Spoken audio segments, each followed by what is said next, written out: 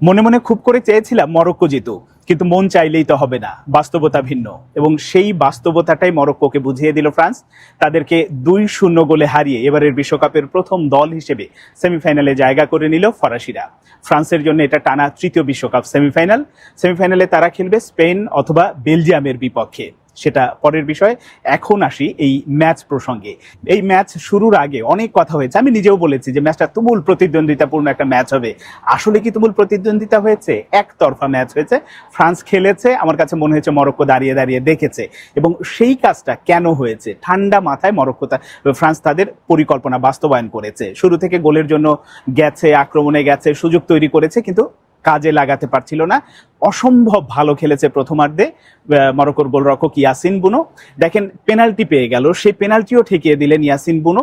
ফলে যেটা মনে হচ্ছিল যে দ্বিতীয়ার্ধে অতি সাবধানতা অবলম্বন করেছে মরক্কো, এটা ঠিক আছে। আবার ফ্রান্সও খুব সাবধানে খেলেছে, কোনোভাবেই যেন নিজেদের রক্ষণটা চূর্ণ বিচূর্ণ না হয়ে যায়, গোলের সুযোগ তৈরি না পায় প্রতিপক্ষ। এই কৌশলে দুদলেই গেছে, কিন্তু গোল বের করার জন্য মরক্কোর মধ্যে আমরা যে তাড়নাটা দেখেছি গ্রুপ পর্ব বা রাউন্ড অফ 32-16 যেটা দেখেছি, কিন্তু এই ম্যাচে এসে আমার কাছে মনে হচ্ছে পুরোপুরি অনুপস্থিত ছিল। একেবারে নিজেদের মধ্যে বল দেয়া নেয়া করেছে নিজেদের অর্ধে, কিন্তু ওইভাবে যে তেড়ে ফুঁড়ে আক্রমণে ওঠা, ওই ব্যাপারটা ছিল না। একটা জিনিস মনে হচ্ছে যে ইসমাইল সাইবেরি, যিনি ইনজুরির কারণে খেলতে পারেনি, তিনি থাকলে কতটা প্রভাব পড়তো, বা কোচ বলেছিলেন তিনি যে তার উপরে নির্ভরশীল ব্যাপারটা, তাই না? কিন্তু আমার কাছে তার অনুপস্থিতিটা একটা মনে হয়ে অভাব বোধ হয়েছে।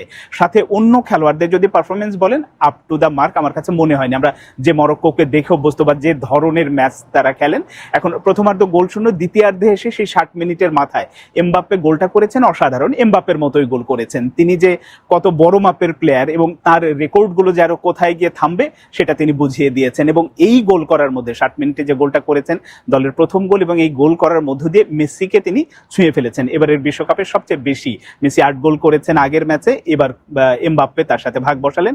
তার পেছনেই আছে হচ্ছে হাল্যান্ড 7 গোল নিয়ে। এখন দেখা যাক যে মেসি কোয়ার্টার ফাইনালে ম্যাচ আছে, হাল্যান্ডের কোয়ার্টার ফাইনালে ম্যাচ আছে, তারা আসলে জিততে পারে কিনা, জিতলে কয় গোল করে, সেই রেকর্ডটা কোথায় গিয়ে থামে। গোল্ডেন বুটের দৌড়ে এমবাপ্পে, হাল্যান্ড এবং মেসির মধ্যে কে শেষ পর্যন্ত যেতে, সেটা হয়তো পরের বিষয়। কিন্তু ওই যে যখন 1-0 গোলে এগিয়ে গেল, 6 মিনিটের মাথায় আবার ডেম্বেলে গোল করলেন, ওসমান ডেম্বেলে গোল করে ব্যবধান 2-0 করলো।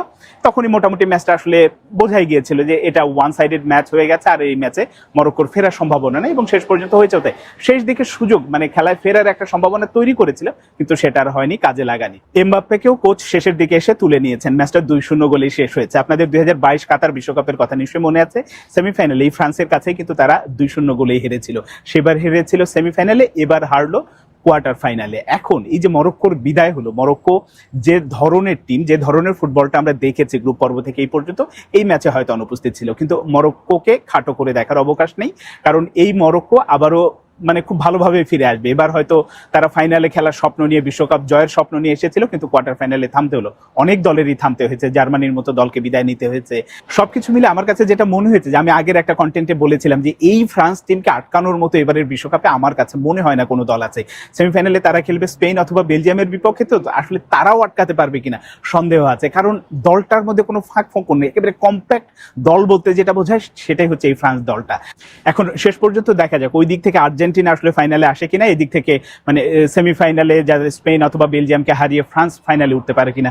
যদি শেষ পর্যন্ত উঠতে পারে, 2000 কাতার 22 কাতার বিশ্বকাপের যে পুনরাবৃত্তি, সেটা হয়তো হবে। এবং ওই ম্যাচ শেষ পর্যন্ত আসলে ফ্রান্স শিরোপা পুনরুদ্ধার করতে পারবে কিনা, বা কি হবে, ফাইনালে আদৌ যেতে পারবে কিনা, সেই সব প্রশ্ন সাপেক্ষে। কিন্তু যেভাবে মরক্কোকে তারা হারালো, আমার কাছে মনে হয়েছে যে তারা অনায়াসে সেমিফাইনালের বাধাও পার হয়ে ফাইনালে জায়গা করে নেবে।